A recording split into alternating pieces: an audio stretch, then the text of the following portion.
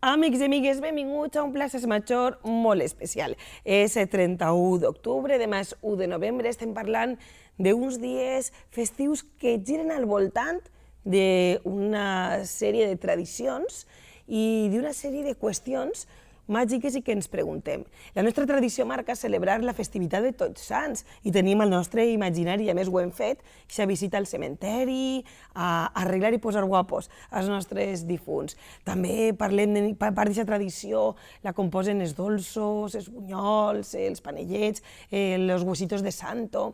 Però per què? Per què s'ha celebrat i per què ho celebrem d'aquesta manera? I d'uns anys cap ací, des que el món està americanitzat o és més anglosaxó, també se celebra Halloween amb les disfresses, el truc o trato, els xiquets vestits, les carabasses. Què té tot això en comú i quines diferències hi ha i per què ho celebrem? És el que anem a intentar averiguar avui, però en qualsevol cas anem a compartir un Plaça Major tots junts. El nostre primer convidat, Henri Boucher, el nostre, vaig a dir-li, antropòleg de capçalera. És aquella persona a la que recorrim com... Tenim aquest tipus de preguntes i ell una paciència de sant.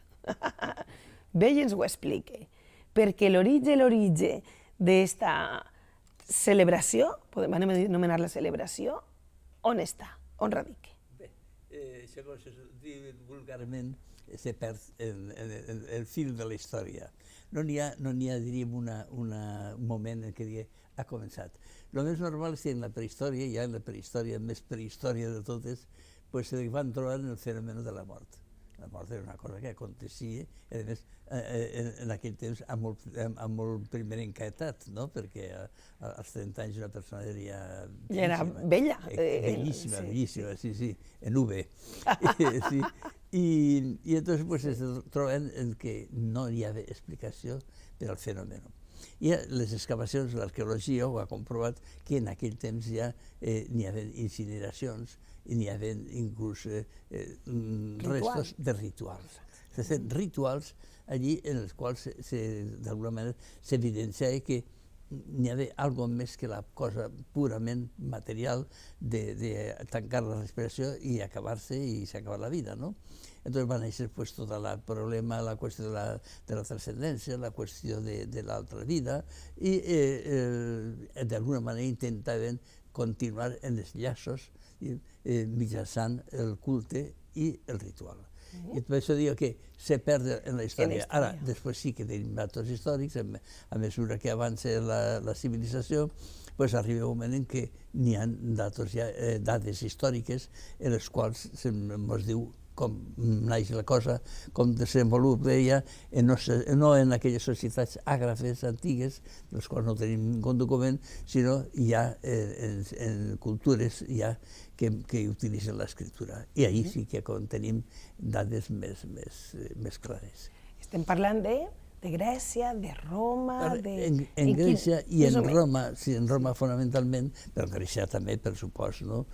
Són les cultures antigues, diríem, que tenim més dades d'elles. En Roma ja se va celebrar ja rituals, se va celebrar cultes als morts. D'alguna manera n'hi havia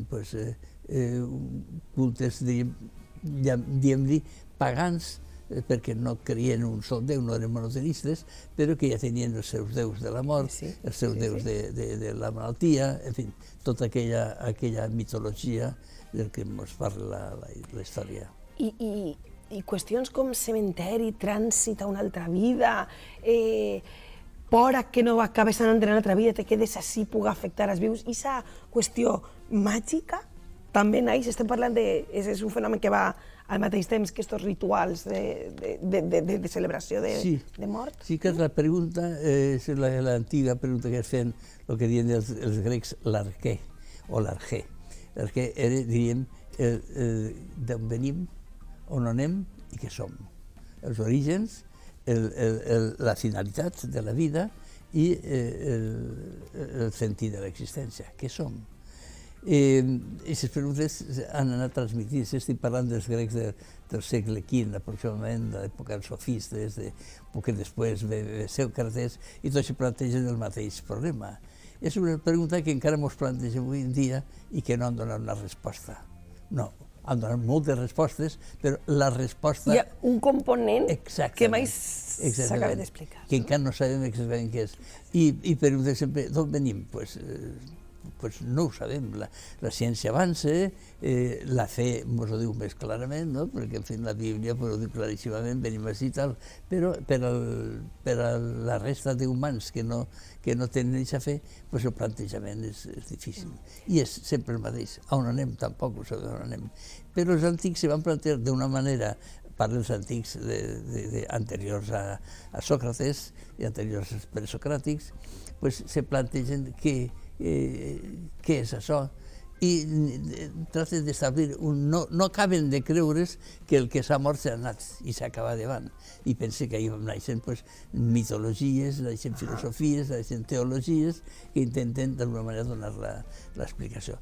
Roma va ser, en quant a la qüestió del culte i tot això ho va tindre molt clar, va fer moltes coses i el culte als morts se va propiciar des de ja molt antic. Passar al Panteó Romà, allí els morts diríem, i va tindre, igual que en Grècia, totes les cultures antigues. Sempre ens referim a Grècia i Roma, però està la Xina, estan les cultures orientals, que més o menys tenien les seues creences. Clar, ens referim a les grecs i a les romanes perquè són les mares un poc de la nostra vida, de la nostra llengua, de tot.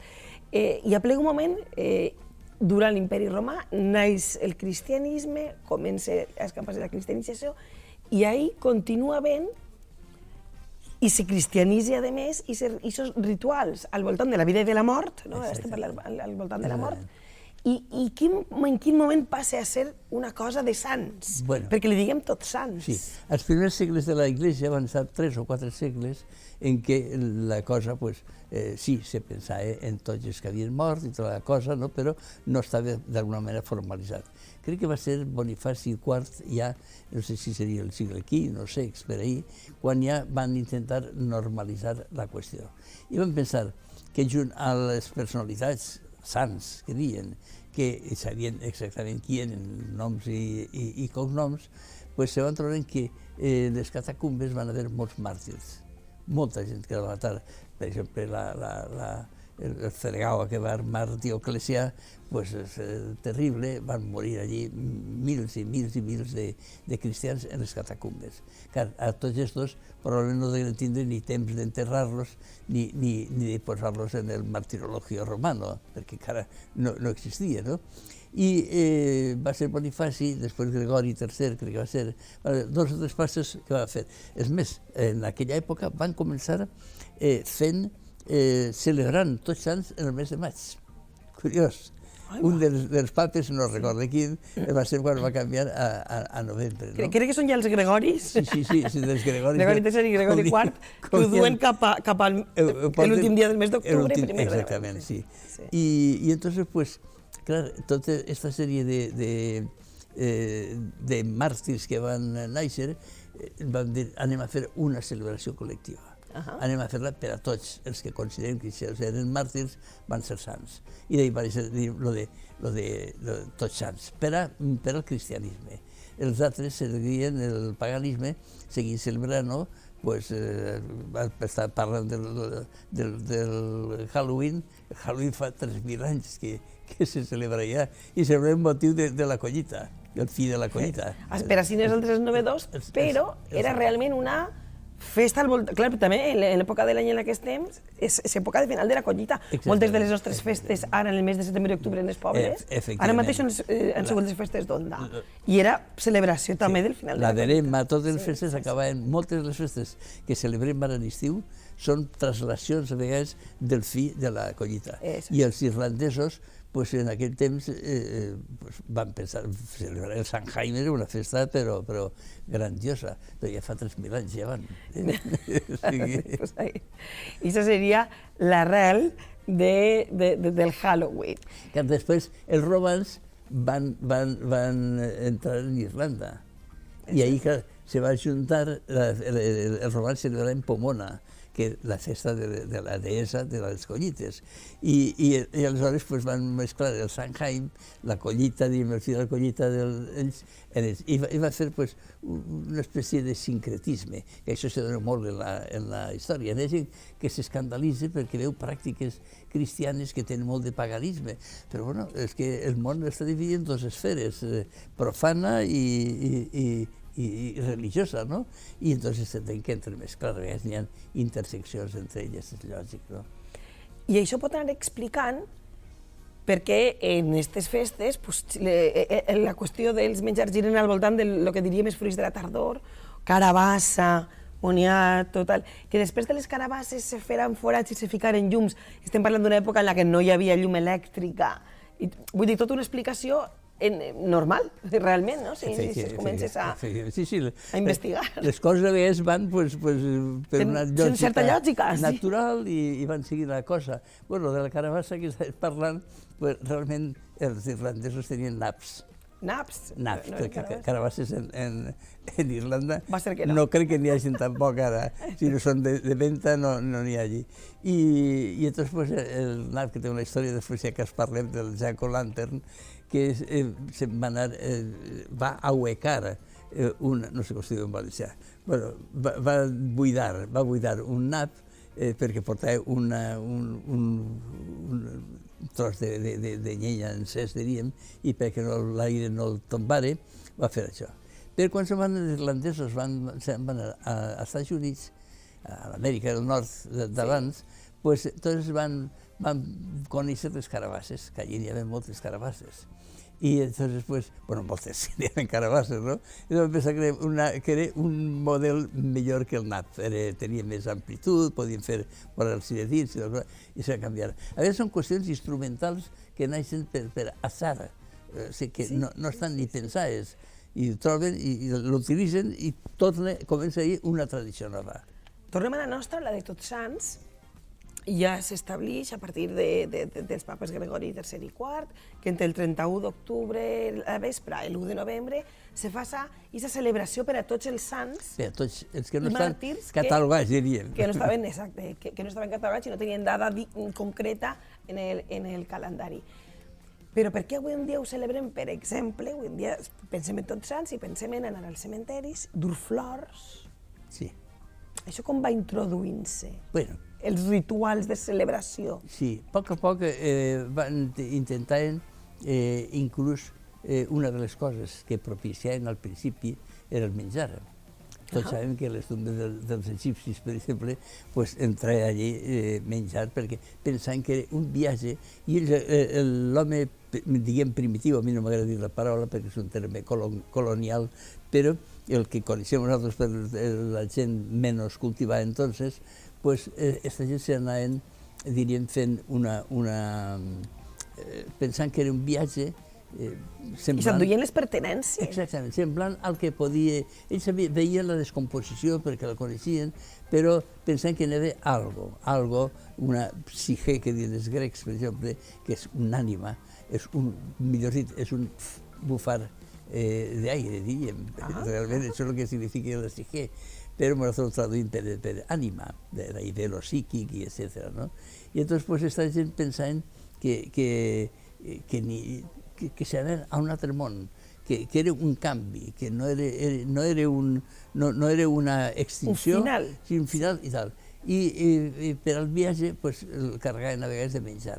Això ha sigut el motiu de que després el menjar s'hagi convertit en menjar per als vius a costa dels morts, que és el que estan fent no solament en Sud-amèrica, fonamentalment, allà n'hi ha una riquesa tremenda, sinó en Espanya i en Europa, en l'Europa cristiana i tal.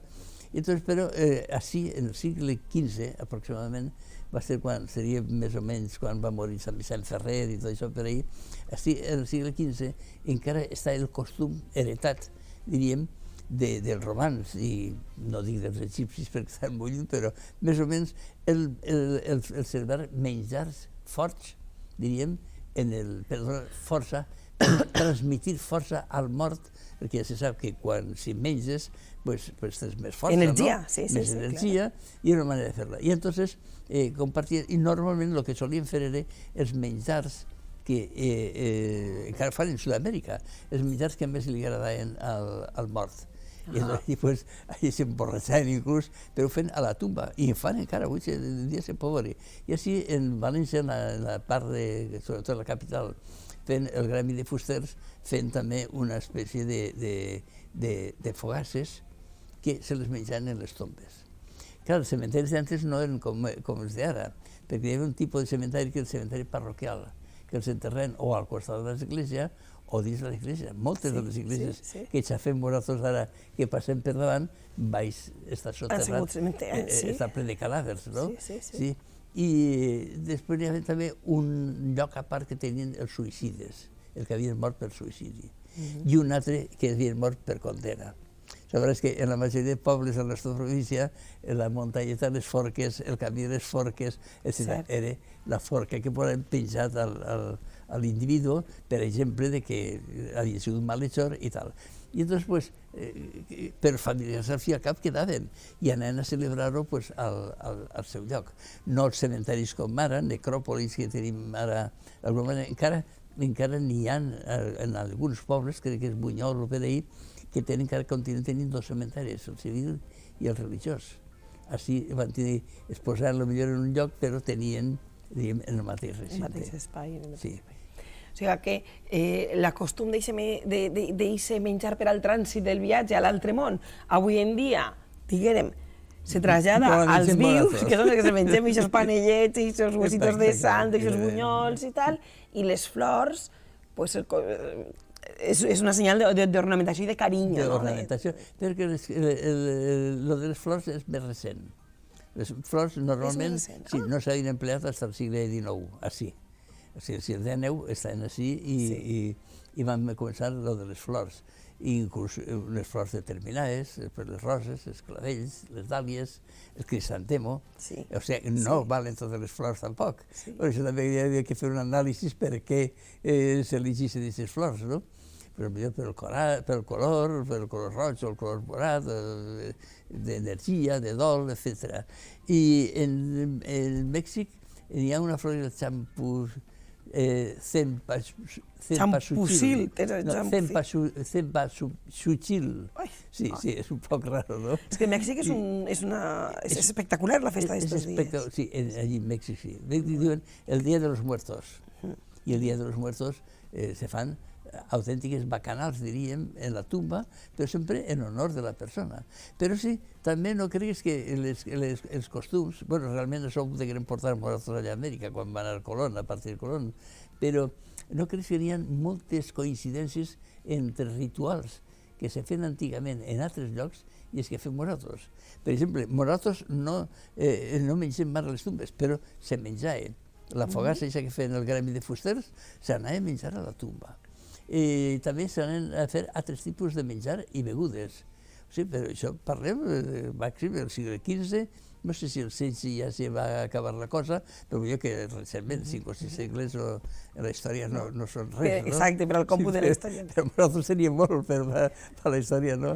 I quan diem Dia de les Ànimes o Dia de les Ànimes o de les Animetes, què vol dir això? Sí, el dia hi havia una espècie de lliberació perquè està la Iglesia, en la religió catòlica, està la Iglesia triomfant, la Iglesia purgant, no?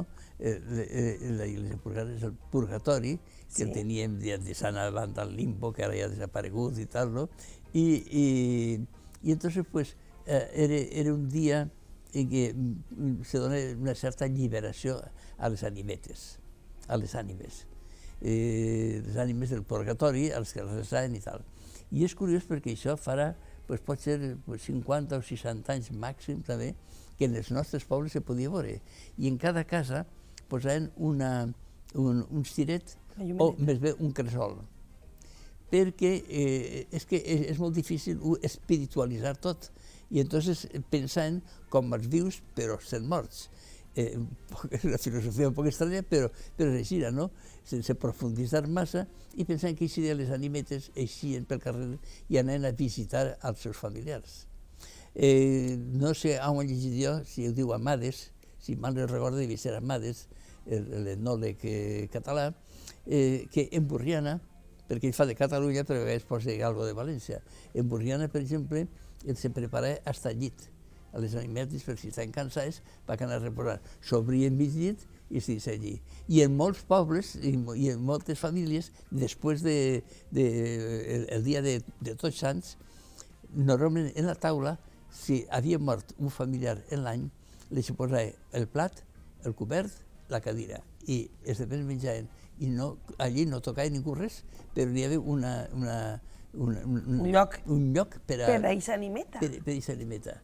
I, bueno, hi ha molta literatura, el món de les ànimes, el no sé qual, bueno, literatura clàssica, de que sempre parlen d'això. Se contaven, pues, llegendes, se contaven històries d'animetes que anaven per allí pel carrer en busca de visitar els familiars. Ells es veien, els familiars no es veien, però que se tenia la creença de que era així. Clar, entraríem ahí en la part de la llegenda que potser també enllaça en intentar espantar les animetes que ens fan por o que ens puguen dur, no sé, mala sort, mals auguris, i atraure les animetes, en aquest cas les benefactores, o la dels familiars senyorats estimats. Exactament. Inclús quan se menjaven bunyols d'aire, que diuen, que encara es fan, l'obligació era menjar, a part dels ossos de sants, a part dels panellets, se menjaven les llesquetes també que se menjaven, llesquetes de llet en ou remullat, diríem, per damunt, no? Reposat, diríem. A banda d'això, els bunyols tenien una cosa especial, i és que quan se menjava un bunyol traia a una animeta del purgatori. Mira, les llegendes. És la creença. I se menjaven en devoció, diríem, en devoció, no solament com en Catalunya feien les coques beneïdes que diuen, que tenen un sentit, diríem, religiós, com ara les coquetes de Sant Antoni, que les beneïssen i tal. Tenia un sentit absolutament religiós. I aquesta és la creença, que de menjar un bunyol d'aire ja traies una animeta al purgatori. Després, així a Espanya hi ha una tradició llarga, molt llarga, de que aquesta nit, o al voltant d'aixòs dies, del 31 d'octubre, del 1 de novembre, se fan representacions del Tenorio, de Don Juan Tenorio. El Tenorio, la primera part, tots ja sabem com és, però la segona part és més fúnebre. I entonces allí se trata precisament de la mort, la segona part. El Don Juan, dicen que era un bala, no? Va portar la vida molt d'això, però al final s'arrepentís. I entonces és quan n'hi ha una part. I justament va començar celebrant-se el Tenorio, jo crec que va ser en estiu, la primera representació. El Tenorio en estiu. En 1844, si mal no recorde, època en ple romanticisme, i després se va celebrar, com n'hi ha d'aquesta part, aquesta segona part fúnebre, van voler associar-la i al cap de 10 o 12 o 14 anys que va ser, la van representar en la nit de la transició entre el 31 i l'1 de novembre, que és com se segueix celebrant ara. Però en commemoració d'aquest tema, diríem, a les compartes, tot un tema fúnebre de cementeris i tal. És per el text, perquè la segona part del text enllaça en el tema fúnebre. Exactament. I per això van començar. I de manera que a cada moment que s'ha associat molt el Tenorio, i normalment les majors representacions que se fan, n'hi ha una que és paradigmàtica de Paco Raval i Concha Velasco, que va ser una de les millors representacions que s'han fet, no? I es passaran a la història. Normalment se feien que fora en el mes de... Paco Raval de Concha Velasco, fent el Tenorio, que hem de dir que a Castelló l'ha fet, i és un responsable de Rafa Lloret, a muntó anys també, per no dir dècades. És el grup de teatre. El grup de teatre, sí, molts anys l'ha fet, sí. Doncs és de veres que també forma part del que són la manera en què nosaltres vivim aquests dies, les tradicions d'ací. Això forma part del Tenorio, forma part de la tradició de Tots Sants, dels morts, del dia dels morts. i així se converteixen les tradicions, s'incorporen nous elements. Se van fent hàbits. Sí, encara que a Zorrilla li va anar prou malament perquè no Ell no va morir un duro, no? No cobrava drets d'autor, Un real. però la seva obra ha continuat i és una obra excepcional sobre un tema molt recurrent en la literatura, però que ha sigut extraordinari. Mira que joves, Paco Rabanne y Concha Velasco. Està aquí Don Juan i Doña Inés. Dona Inés. Bueno, pues esa es una de les formes, en este cas teatral, aunque veiem el format televisiu de pel·lícula, vaja, però se feien en un munt de teatres en distints llocs de tota Espanya. Sí, sí. Avui en dia la celebració, recordem, seguim anant als cementeris per retre-li homenatge als nostres morts amb flors, seguim menjant d'aixòs dolços dels que després parlarem amb homenatges, però hem incorporat aquesta altra tradició que d'Irlanda va anar a Amèrica, que és el Halloween, que ha vingut I hay així. que recordar una cosa també, que també ho hem oblidat un poquet, i és que el dia de Ánives, després del dia següent, Sí. se celebra el dia de Ánives. Sí. I el dia de Ánives la Iglesia va concedir als capellans que puguen celebrar 3 misses. I ja se fan 3 misses en 3 intencions, però que normalment els capellans no el poden celebrar més que una diària, salvo dispensa, i continua, vull dir que n'hi ha una part religiosa. El que passa que antes hi ha novenaris, se passen el dia resant el rosari, o bé al cementeri o bé en casa, i que moltes costums després s'han perdut. Perdent-se, i això. I ara hem anat americanitzant-nos en tantes coses Bueno, sí. que també... El que han deixat parlar que també en el no? Halloween, les disfresses dels nostres xiquets, i jo vaig a preguntar-te pel truco o trato. Però, clar, té una explicació segurament, però així jo no li trobo massa sentit. Jo dic, ara que jo tinc una filla xicoteta i la vestia truco i trato de que allà, però on anem a parar en esta frase? Expliquem-ho. És com sempre al principi. Sí. Fa 3.000 anys va ser quan el Samhain irlandès va començar a fer el cult d'este de Dia dels Morts i tota la cosa, no? Però després hi ha una llegenda d'un irlandès, com a bon irlandès era un bon bebedor, però era un bribón perquè no feies, era perdut, diríem, no feies que beure. I entonces naix la llegenda, de la qual moltes coses també ens han beneficiat, bueno, entre cometes, del Halloween, i n'hi ha, Jack O'Lantern no eixia de la taverna irlandesa, allí estava bevent, i arriba un dia en què se troba que ja no li queden diners per a pagar el subministre que s'ha fet, no?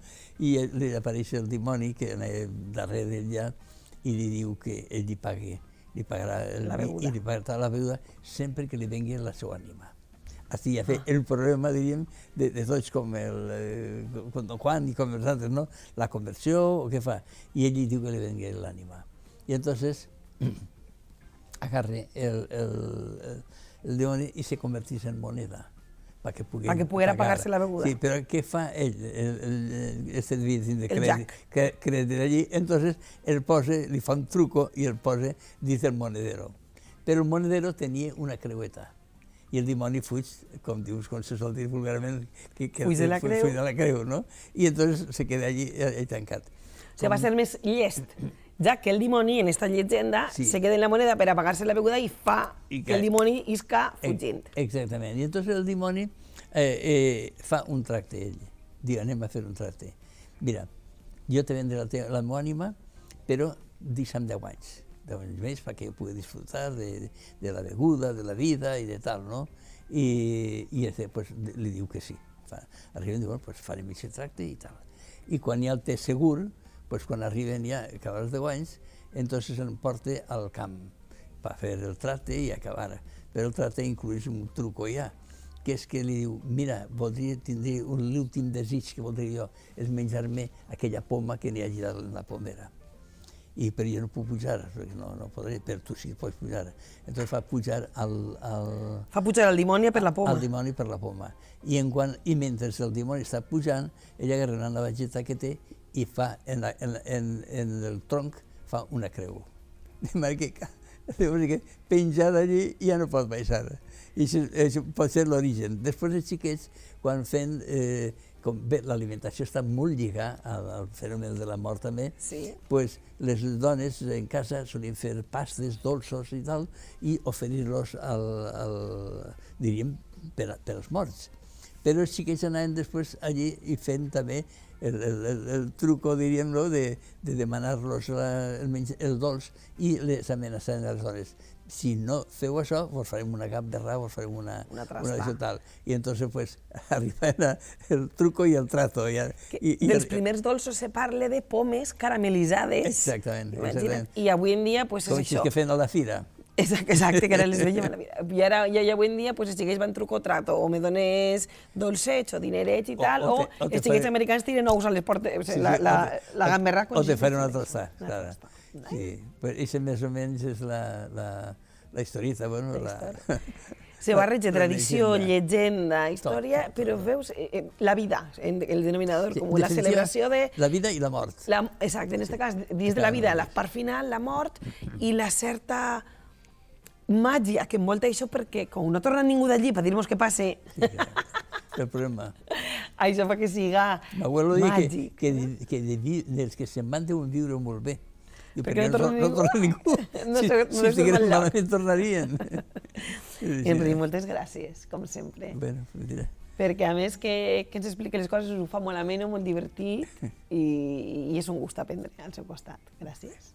Gràcies a vosaltres. De totes maneres, no se'n vagin molt lluny perquè seguim amb la temàtica, parlarem de la tradició d'anar al cementeri, parlarem dels dolços, i ha fet molt de parapeu en què entorn al menjar se feia aquesta celebració i també a rituals adients a estos dies. Una pausa.